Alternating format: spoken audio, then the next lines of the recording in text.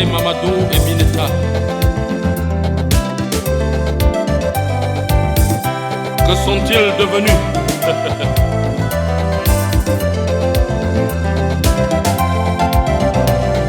L'école qui était destinée à mouler l'homme pour servir la nation a perdu le contrôle à cause de certains aventuriers enseignants et hommes d'affaires heureux à qui la faute. Et ce coup de wenge, mon métier mi bandé, ton gende. Et ce coup de wenge.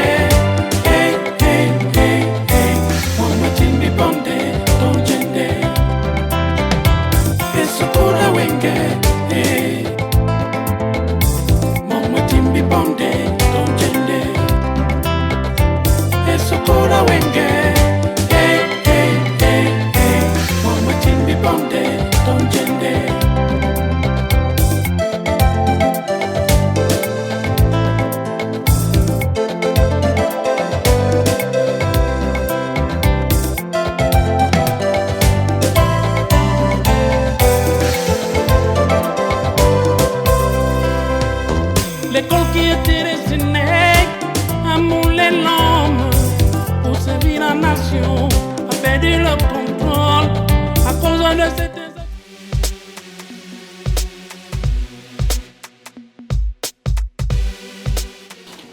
Écoute Fred, ce n'est pas une agression mais c'est... C'est quoi donc?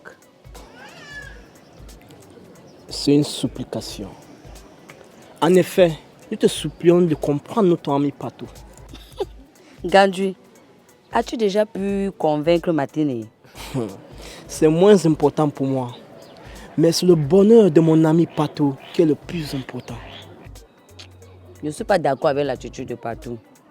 Je ne l'oblige pas à changer, mais c'est une affaire de choix. Fred, si tu l'aimes, tu devrais aussi aimer ses choix. Je ne l'aime pas, Issom. Tu l'aimes? Je ne l'aime pas. Tu l'aimes? Écoute Fred, tu as mis notre ami mal à l'aise au point de faire échouer son anniversaire. Ne fais pas quand même qu'on te supplie trop là. S'il te plaît Fred, essaie de faire quelque chose, s'il te plaît. S'il te plaît Fred, s'il te plaît, priez alors. S'il te plaît. Ok, on parle. Hey, youpi! Oh, laissez-moi. Oh, laissez-moi, dis-moi.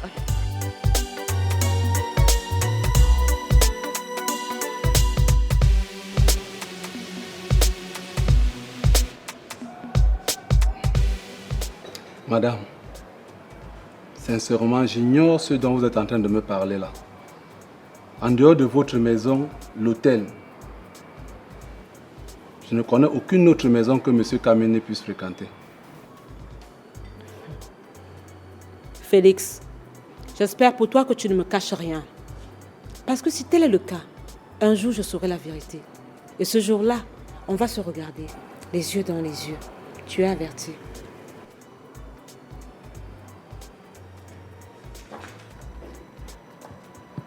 Mais, madame, je ne vous cache rien.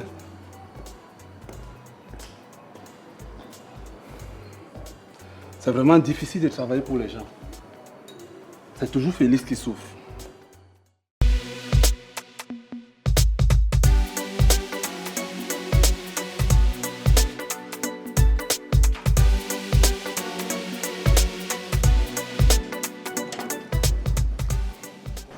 Bonjour, maman. Oui, bonjour. Que puis-je pour vous? S'il vous plaît, maman, nous voulons rencontrer Patou. Comme ça, vous voulez rencontrer mon fils, vêtu de cette façon. De toutes les façons, Patou n'est pas là. Et même s'il avait été là, je ne vous aurais pas permis d'entrer chez moi vêtu de la sorte. Allez-vous-en. Allez, allez-vous-en.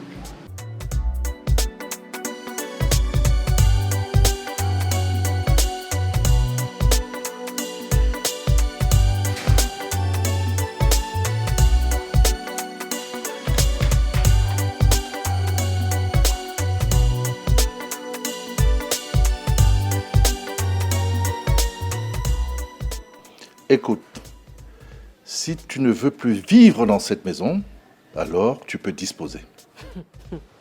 Porte-moi, mets-moi dehors si tu en es capable. coureur de jupons.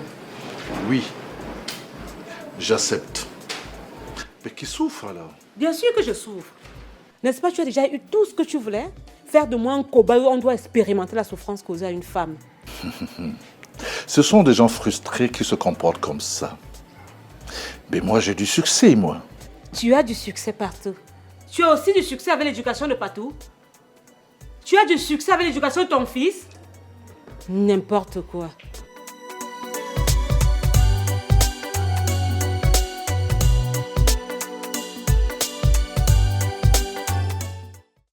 Où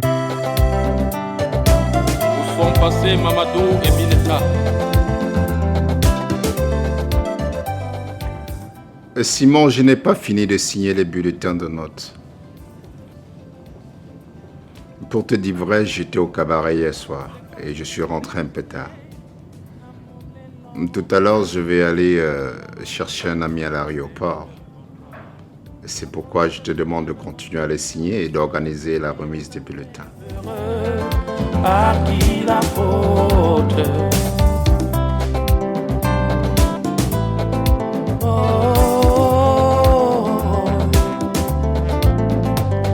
L'école qui était destinée. Voilà le mot du proviseur. Mais monsieur, êtes-vous sûr que vous ne serez pas rentré avant la remise? Est-ce vraiment nécessaire, Simon? Bien sûr, monsieur. Parce que le chef de terre, monsieur Mbonguet, risque d'être là. Sans me prévenir?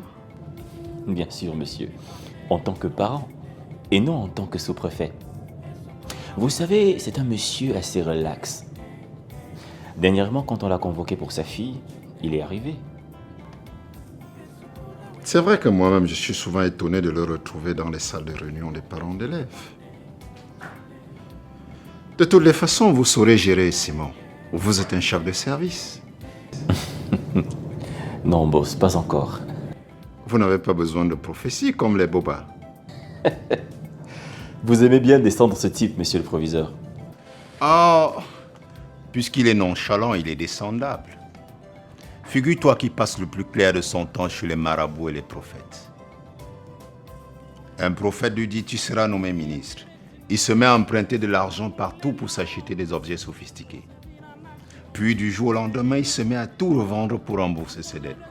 Jusqu'à ce qu'il se retrouve au village avec sa villageoise. Et comme si ça ne suffisait pas, à l'église, il joue du tambour pendant que sa femme frappe du gong, en attendant la manne qui va descendre du ciel. On ne saurait se fâcher de vous, monsieur.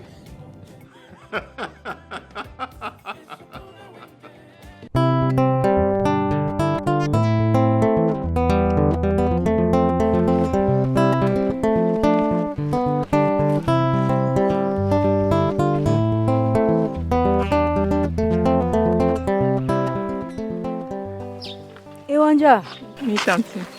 où allez-vous en tenue et sans effet? Nous allons pour les résultats de fin du premier trimestre. Ça va, ma chérie? Ça va bien, tante. C'est très joli. Hein? Merci bien. Donc, vous allez prendre ce que vous allez s'aimer? Bien sûr. Ok. Ma chérie, tu es très jolie. Si je pouvais te mettre dans un plateau avec un bout de pain et t'offrir à mon fils. Ah bon? Oui, ma fille. En tout cas, dans 2 jours, c'est la fête de Noël. Je vous attends chez moi. Nous y serons. Ok. Bon chemin. Surtout, tu me salues maman, hein? D'accord, tante. Bye, tata. Elle a envie de te mettre dans un plateau en or pour offrir à son fils. Tu vas devenir ma belle-sœur. Et pas tout alors? Maf! Patou, c'est qui? Non, on parle de tout. Ma Téné, je t'ai gardé un cadeau. Le cadeau de l'année. Voici les pains, ma Téné. Un pour toi, un pour moi. Tu vas chez notre couturière. Elle nous fait des chic modèles. Maman, en ces temps modernes, comment veux-tu que je passe les fêtes de Noël en pagne? Ouais, Maténé, qu'est-ce qui t'agace? Maman, ce qui m'agace, c'est que mes camarades vont mettre la destroy et moi le pagne. Hey, vos choses qui collent les fesses là, c'est ça que tu veux porter? Je ne te demande pas d'acheter le pagne. Je t'offre le pagne cadeau. On va nous faire des modèles à fritude. Des modèles modernes.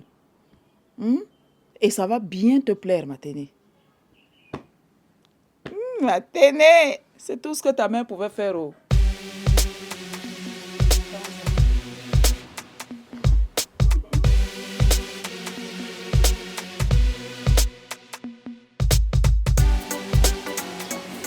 Seul, tu peux organiser ces fêtes. Je l'aurais fait. Mais avec ce lascar de ERG, c'est impossible. Il cherche tout le temps à me mettre les bâtons dans les roues, celui-là. Mais boss, comment t'en es-tu procuré? Tu as eu de la marchandise? Non.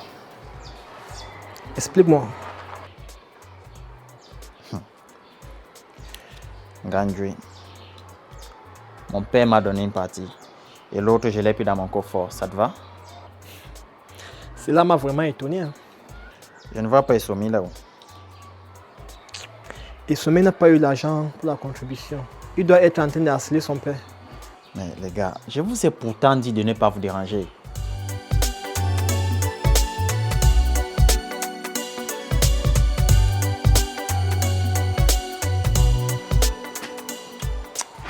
Allons le chercher.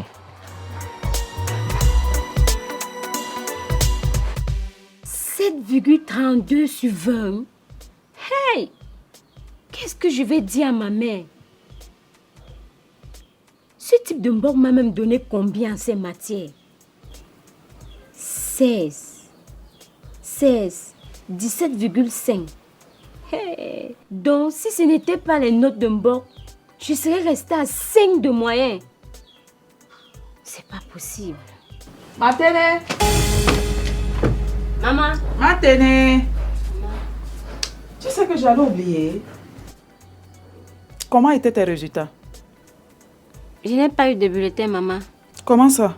Il était mal rempli et on a renvoyé au Sansora. Et quand l'auras-tu?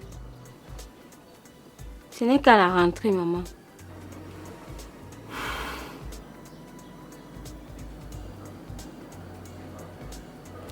Ok.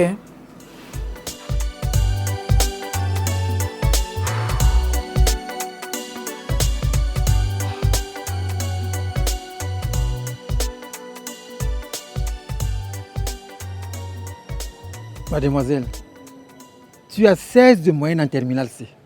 Est-ce impossible? Non. C'est que je trouve ça très éblouissant. Pour moi, j'ai encore du record à battre. Même te féliciter, ça me dépasse. Vous savez ce qui m'impressionne dans ce travail? Non. Les maths. Ma note en maths me rassure de mon avenir. Tu as eu combien en maths? Je n'ai même pas regardé. Waouh, Fouka. 17 sur 20 en maths. Ça peut faire douter si on doit toujours parler fort devant une femme. Là n'est même pas mon problème. Le problème est que j'aimerais devenir Joséphine Girdi-Wanja ou rien. Qui c'est? Une de nos enseignantes au lycée. C'est la première dame à avoir le doctorat en Afrique. C'est mon professeur. Et elle enseigne au lycée? Elle est d'une simplicité inégalable. Bon, tiens ton bulletin. Je te dis bravo. Merci. Bonne journée, ma chérie.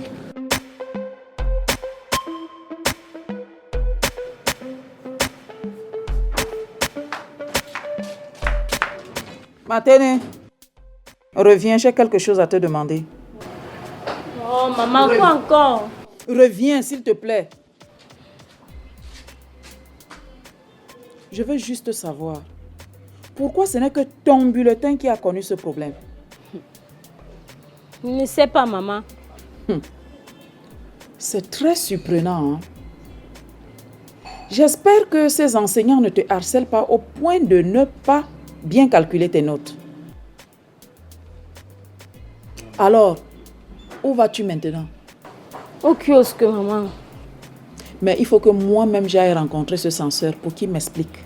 Maman, pourquoi est-ce que tu te gênes? Je réussirai mon examen. Maman, j'arrive. Reviens vite alors.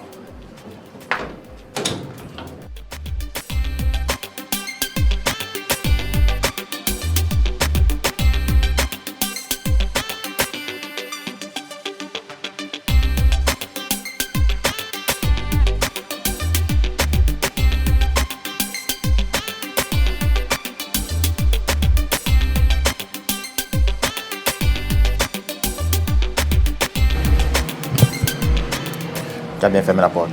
Tranquille, c'est bien fermé. Même avec un canon, on ne peut pas l'ouvrir.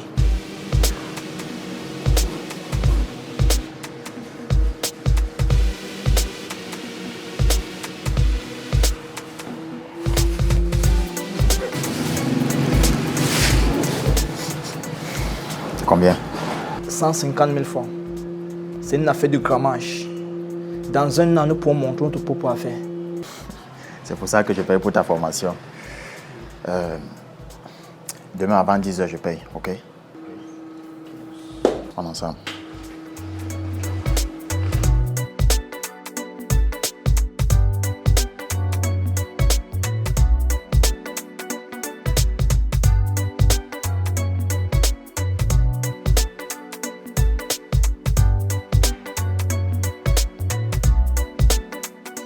Tu veux prendre une bière? Non. Jus? Alors bébé, comment on gère les congés? Tu sais, c'est à toi que j'écoute, hein.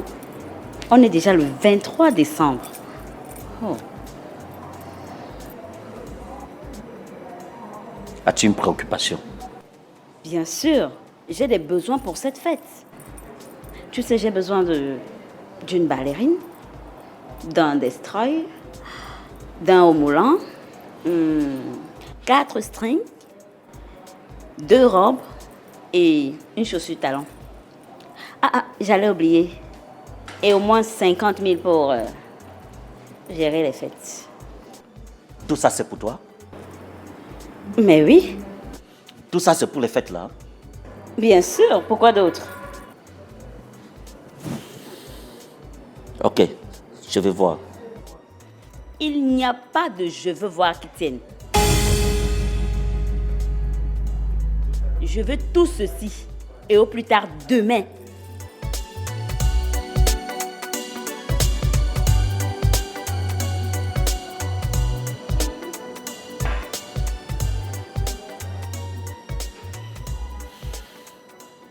Monsieur Pongwe, si je t'ai appelé, c'est parce que j'ai besoin d'une fosse qui doit me coûter moins cher.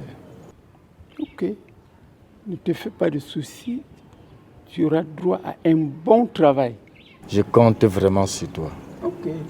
Et j'espère que de temps en temps, tu m'apporteras à manger et à boire pendant le boulot. Pas de problème. Ok. Marché conclu. Où sont passés Mamadou et Mineta? Que sont-ils devenus?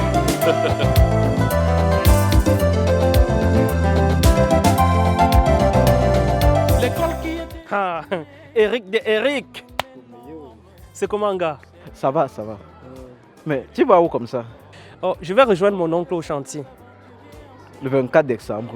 Gars, tu sais, si je refuse, je n'aurai même pas une sandale. Ah. Attends, j'espère que cette fois-ci, j'aurai mon argent. Comment non, gars?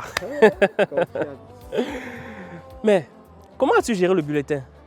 Je l'ai oublié dans le sac de mon ami, il s'appelle Roméo. Non, je n'ai jamais vu ton bulletin dans mon sac, gars. Ah, je comprends. Tu l'as jeté de peur que tes parents ne découvrent ta nullité. Non, gars, tu es fort. Laisse le bar, laisse. Gars, il faut que je te laisse. Tu connais mon oncle là. D'accord, vas-y. J'ai dit que les congés, ce n'est pas pour vagabonder dans les rues. Non, papa, c'est juste un petit repos. On ne se repose pas en se baladant, mais en s'étalant et en lisant. Comment ça, papa? C'est contradictoire. Lorsqu'on nous remet les bulletins, le censeur ou le proviseur disent toujours « allez vous reposer ». Je suis d'accord. Ça voudrait tout simplement dire que celui qui dormait 4 heures de temps peut dormir 6 heures de temps, mais en gardant constante la qualité d'activité. Sache que tu as une 9,16 de moyenne sur 20. Pour un élève de la classe de première D, ce n'est pas bon. Non, c'est médiocre. Un bon travailleur, c'est celui qui se lève tôt et se couche tard. Maman m'avait commissionné pour emprunter du poisson. Tu l'as eu? Non, la vendeuse a refusé. Voilà. C'est pour ça que tu dois travailler dur à l'école, pour pouvoir aider maman demain. Et comment? Avec l'école? Avec le travail. Mais mon oncle, tu travailles pourtant sans avoir jamais été à l'école. Je veux bien, mais les choses évoluent. À supposer qu'on ait besoin de 2 balayeurs, que un se présente étant instruit, alors que l'autre est analphabète. Qui veux-tu qu'on choisisse? Mais celui qui a été instruit. Et alors, c'est pour ça qu'il faut travailler dur à l'école. L'instruction n'exclut pas le travail manuel. Voilà, bon travail. D'accord, je me change d'abord.